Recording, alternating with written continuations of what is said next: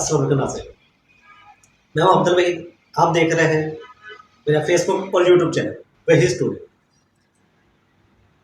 नाज़रीन, मैं हमेशा आपके लिए एक ऐसी खबर लेके आता हूं जो बहुत ही अहम और जिसका कोई मकसद भी होता है। और आज मैं आपके साथ दो खबरें शेयर करने वाला हूं। एक इमरान खान की बहन लीमा खान साहिबा की जानिब से है कि उन्होंने इजहार किया है कि 8 फरवरी से पहले पहले इमरान खान साहब को फांसी दे दीजिए। और अब ये बात सच है कि झूठ, ये तो वक्त ही बताएगा। और लेकिन जहाँ तक ये बातें हो रही, जहाँ तक ये बातों को खींचा जा रहा है, जहाँ जिस मोड़ पे ये फैसला लेके जा रहे हैं, लग इस तरह है कि इमरान खान को फांसी देने का प्रॉपर इन्होंने प्रोग्राम बना रखा है कि जैसे भी हो खान को फांसी दी जाए और ख़त्म कर दी जाए। और नाज़रीन, दूसरी जो खबर है मैं आपके साथ शेयर करने वाला हूँ वो ये है कि शाहनवाज रांझा साहब, उन्होंने अपने कारकुनों में, वहाँ चंद एक कारकुन खड़े थे, ये लगा ले कोई 100-50 बंदा खड़ा होगा पूरे हल्के में जहाँ पे वो खिताब कर रहे थे।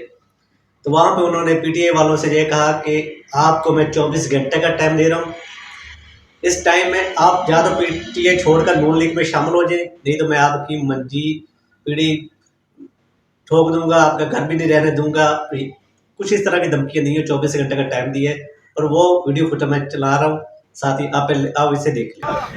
बेहतर है सुबह नून लीग में शामिल हो जाओ, ये ना होए, ये तुसी शामिल ना होए ते मेरी गल सुन लो, वो ना सवेरे थोड़ी मंजी होनी है ते ना थोड़ा धंगा होना है।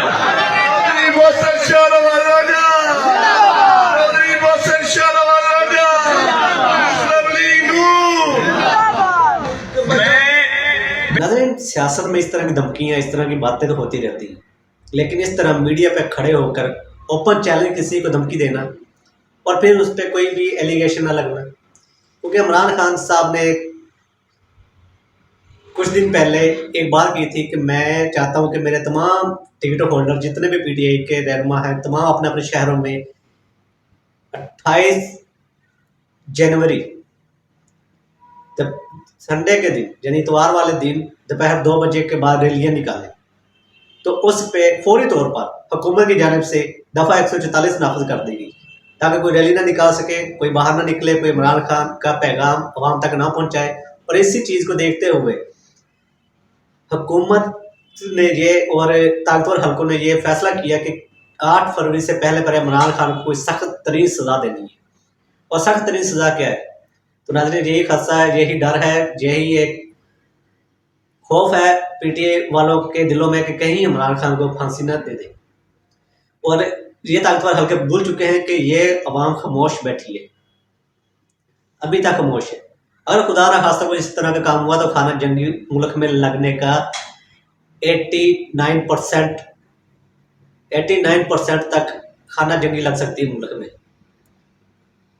तो इसलिए इससे बचने के लिए बेहतर है कि इमरान खान पर भी इस तरह का कोई काम ना किया जाए, कोई एक्सपेरिमेंट ना किया जाए कि मुल्क में बाद में इनको बाद में मुल्क कंट्रोल करना मुश्किल हो जाए। और दूसरी बात, ये नून लीग के लोग जो मीडिया पे खड़े होकर इस तरह की हरकत तो करते हैं, इस पर भी बड़ा बड़ा अफसोस होता है। नाज़रीन, एक और खबर आपके साथ शेयर करता चलूँ, अभी मेरी नज़रों से गुजरी हुआ है यह कि रात गए राहत फ़तेह अली खान ने अपने मुलाजिम को जूतों और मुक्कों से मारा क्यों? तो सरकार ने पूछा उनसे कि भी मुझे बोतल मेरी कहाँ पे है। नाज़रीन, आप सब जानते हैं कि राहत फ़तेह अली खान टून रहता है, वो बोतल पीता है, वो बिना पिए उसके नहीं रह सकता। तो इसी चीज़ को देखते हुए उसने अपने मुलाजिम को मारा कि बोतल कहाँ पे, जब उसने कहा मुझे नहीं पता तो उसे मारा। तो नाज़रीन, यहाँ पे तो हर बंदा फ़िरौन बना हुआ है, जिसके बाद थोड़ी ताकत आ जाए या थोड़ा पैसा आ जाए वो अपने आप को फ़िरौन समझने लग जाता है, वो अपने आप को खुदा समझने लग जाता है, वो गरीबों पर जुल्म करता है। और राहत फ़तेह अली, यहाँ पे कोई सिंगर हो, जहाँ पे कोई एक्टर हो, जहाँ पे कोई सहाफ़ी हो, जहाँ पे कोई सियासतदान हो, जहाँ पे कोई ब्यूरोक्रेट्स हो, जहाँ पे कोई आर्मी का बंदा हो, जो भी जिसके पास थोड़ी सी भी ताकत आती है वो खुद को खुदा समझता है। जैसे काजी फाजिल ईसा साहब ही हमारे चीफ ऑफ आर्मी स्टाफ भी, और इस तरह तमाम लोग जो उनके पास अभी ताकत है, अगर वो खुद को फ़िरौन समझने की बजाय मूसा समझे और अवाम के फ़ायदे की बात करे, तो मुल्क पाकिस्तान कहीं और निकल सकता है।